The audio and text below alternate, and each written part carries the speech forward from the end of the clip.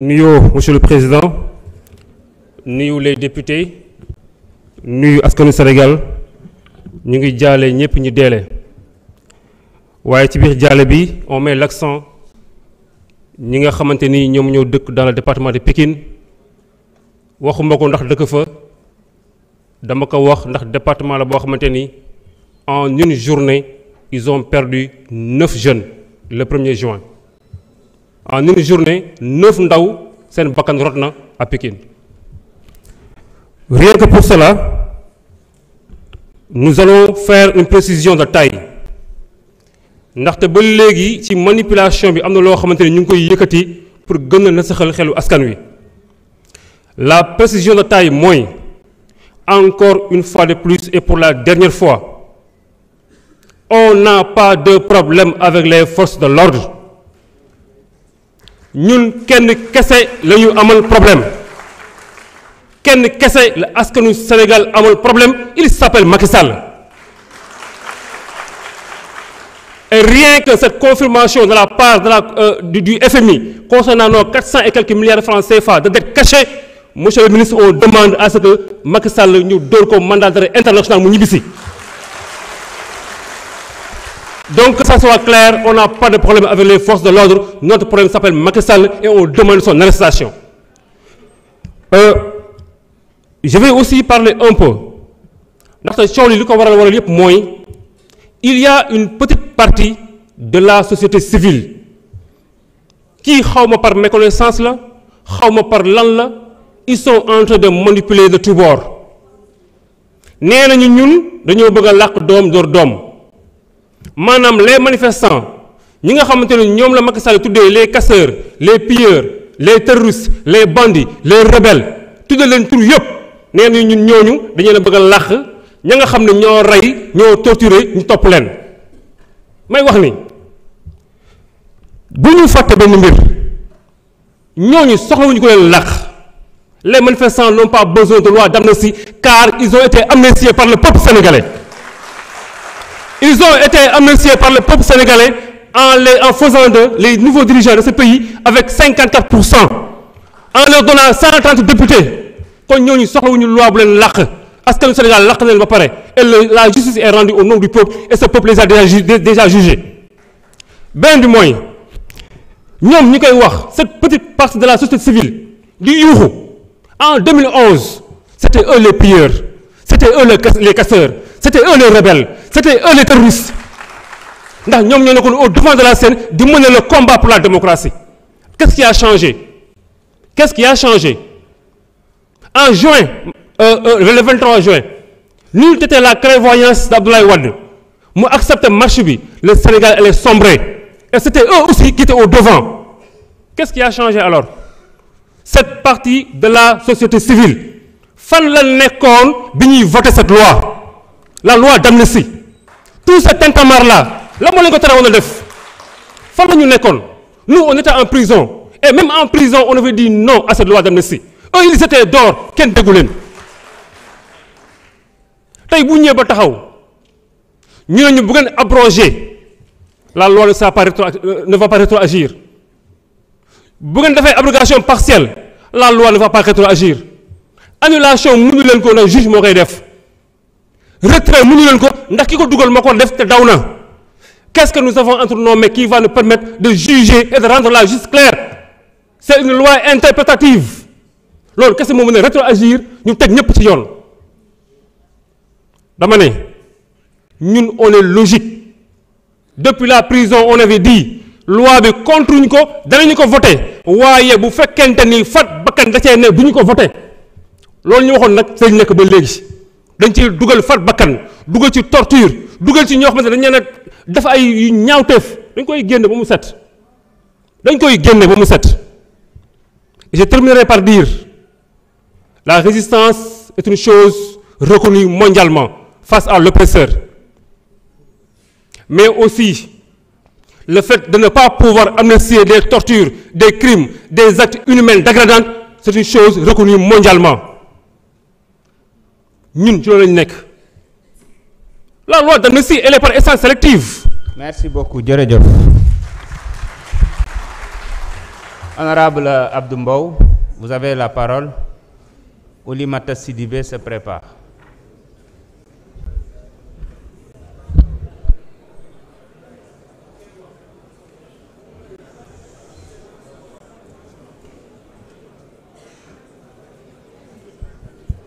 Monsieur le Président de l'Assemblée, Monsieur le ministre de la Justice, cher grand frère, Monsieur le ministre Abbas Fall, mes très chers collègues. Très chers collègues Amadou Ba, je ne voterai pas votre projet de loi, votre proposition de loi. Un grand penseur disait que les grands esprits discutent des idées, les esprits moyens des événements et les tout petits esprits des gens et des détails. C'est pourquoi je ne répondrai pas aux tout petits esprits, parce qu'ils vont me faire perdre mon temps. Très chers collègues, en réalité, cette loi n'est pas une loi interprétative, mais une loi qui modifie la loi portant amnistie. Une loi interprétative a pour objet de reconnaître, sans rien innover, un droit existant qu'une définition imprécise a rendu complexe. En résumé, la loi interprétative précise juste l'intention du législateur sans remettre en cause les dispositions de la loi initiale. Et cette loi interprétative change fondamentalement la loi portant amnistie. Et les autres disaient qu'il allait abroger. Certains disaient non, il fallait enlever totalement la loi. Et ils viennent dire aux Sénégalais que si on abroge la loi, ça ne va pas être rétroactif. Mais on peut écrire noir sur blanc dans une loi que cette loi va être rétroactive. Lan moo leen ko teree def mooy jubu leen da ngeen a dëng da ngeen a mën a luubal du ngeen ay nit ñu leer. Parce que quand on parle d'abroger la loi wala bu ñu abroger loi bi on a parlé de commanditaire. Le premier commanditaire c'est celui qui a parlé de Mortal Kombat. Le premier commanditaire c'est celui qui a dit ku dee sa ndey juraat. Le premier commanditaire c'est celui qui a appelé aux jeunes à l'insurrection. Et dans votre gouvernement, celui qui va répondre le premier. Monsieur le Président, wax ci bokk. Arrêtez l'affaire du Président. Arrêtez l'affaire.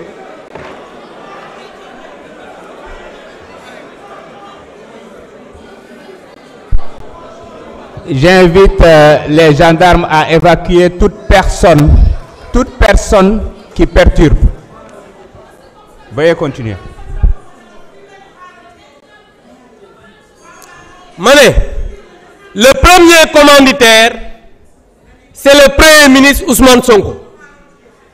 Dans votre gouvernement, c'est le ministre microfinance Bob. Mom bu yeboo mu tàmbali bu ngeen wootee tey bu subaa mu wuy ji. Tout à l'heure, l'ancien procureur a dit que voilà, les premiers visés, c'est le ministre de l'Intérieur et le ministre des Forces armées. Fàtte na ne l'actuel ministre de l'Intérieur moo nekkoon haut commandant de la gendarmerie. L'actuel ministre des Forces armées moo nekkoon CEMGA. Yéen xam naa ne seen gouvernement bi kenn du fa des. Gis ngeen naxe baaxul. Gis nga da ngeen a digoon Sénégalais yi ne da ngeen di dindi loi bi ñëpp wuy ji. Yéen seen premier ministre moo taxaw fii yàggul déclaration de politique générale ne nañu abroger man mii ak ñëpp ñu dem wuy ji. Tey ngeen ñëw ngeen ne da ngeen di interpréter xam nga ne jubu leen. Te gis nga nit nag soo bëggee nekk ci réew on peut tromper le peuple une partie du temps mais on ne peut pas tromper le peuple tout le temps. Et tout à l'heure yàgg ngeen wax ay France dégage nangam léegi nag un petit français mooy seen référence ngeen bàyyi avocat sénégalais yi jël avocat boo xam ne du référence mooy seen référence te français la. Yéen xam nga ne yéen ñii war nañu waxaat ak yéen te ki may waxal mi ngi nii jàkkaarloog man. Donc je pense que vous avez tout le temps trompé les Sénégalais, mais vous savez que les Sénégalais ne vous suivront pas parce que da ngeen a dëng jubu leen. Je vous remercie. Jërëjëf honorable Abdou Mbow. Honorable Oulimata Sidibé, vous avez la parole. Honorable Baran Fofana se prépare.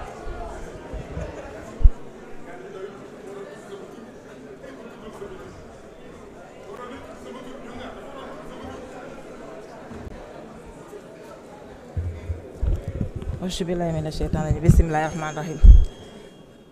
Monsieur le ministre, monsieur le président de l'Assemblée, monsieur le ministre ak seeni collaborateurs, maa ngi leen di nuyu bu baax di leen ziar di nuyu mes chers collègues députés di leen balu ak di leen bal ak di ñaan yàlla yan nañu yàlla boole jéggal. Man su ma taxawee fii tey ci pupitre bi di dégg sama collègue naatango di naan ñun dañoo dëng waaye laaj naa ko Abdou Mbow yow bi nga xam ne da nga dëng ba mel ni aspiral. yow kuy dëng ku ne yow lay jàppale yow moom daa dëng xam ngeen garabu yow nu mu mel Abdou Mbow noonu la dëngee donc di wax ne que tey ñëpp xam nañu lu ñu fi andi mooy interprétation bi nga xam ne mooy cette proposition de loi bi nga xam ne suñu collègue moo ko andi fii di wax ne que monsieur le ministre loi bi ñun dañ koy voté pourquoi ñu koy voté parce que sama collègue wax na ko fi sànq ñun yàlla dafa def ñu bokkoon ci 14e législature.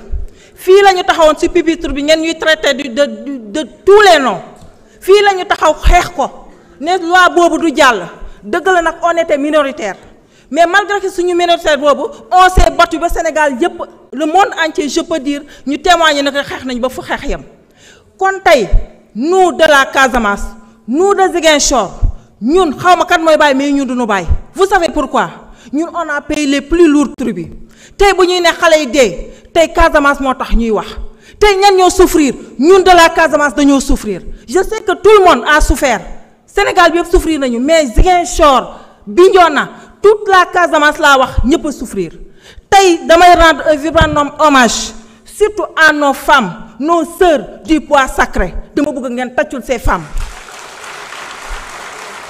parce que ces femmes du bois sacré dañoo def lépp lu ñu mën keroog bu ngeen ne Ousmane Sonko da ngeen koy jàpp mu dellu Casamance bi nga xam ne fa la juddoo fa la xam ñun tey ñun waa Ziguinchor ñu jël suñu lépp suñu doole wan leen ne que ñu nga leen di xaar ba ngeen ñëw Casamance ñu xaar ndax di ngeen jàkkaarloog ñun tey nag may féliciter aussi la jeunesse du Sénégal parce que seen jeunesse là dañoo wàcc ci fa Ziguinchor ñëw jàppale ñu ci xeex bi te dañoo gagné combat bi ndax xam ngeen ne ñun waa Ziguinchor fu ñu taxaw ak waa Casamance yéen ñi taxaw fii di wax kenn ñemew ko ndax yéen où étiez-vous bu ñu taxaw te ñu naan dañuy lever immunité par Farba Ngom yéen ñëpp yéen ay taxawoon seen ronu lal yi mais nit ki boo nee da nga ko bëgg buy metti da ngay ànd ak moom buy naqare da ngay ànd ak moom mais ñun la population ñun ñi nga xam ne Ousmane Sonko daf ñu jaral ñu ne Ousmane Sonko a tout donné pour ce peuple kon tey Ousmane fu mu xamee ñun dañ fay dee tey dañoo xam ne il est véridique mooy nit bu nga xam ne dafa bëgg a peuple am kon tey ñun tey Sénégal daf ñoo jaral lu ne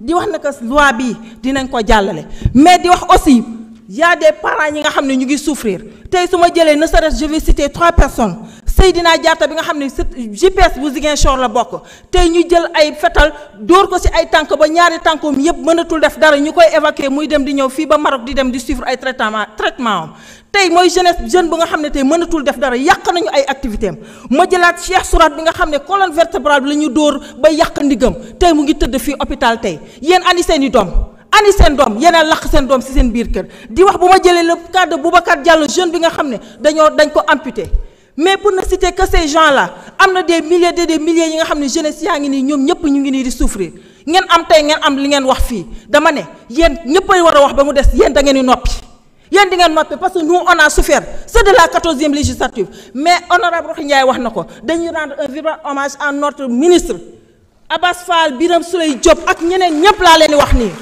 parce que si ñun ngeen gisee des députés yi nga xam ne dañuy wàcc sur le terrain takk suñu écharpe ñu jël combat bi avec cette jeunesse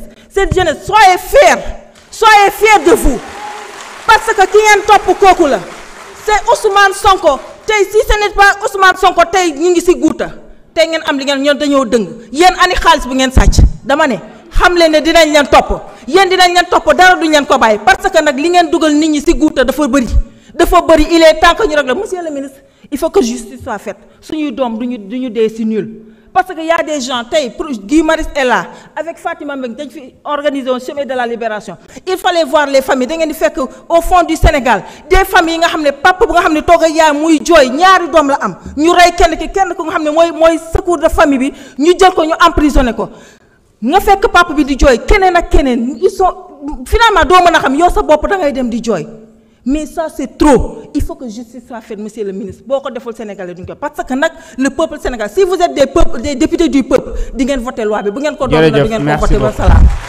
Honorable Baran Fofana, vous avez la parole. Honorable Amadou Diallo, numéro 1, se prépare.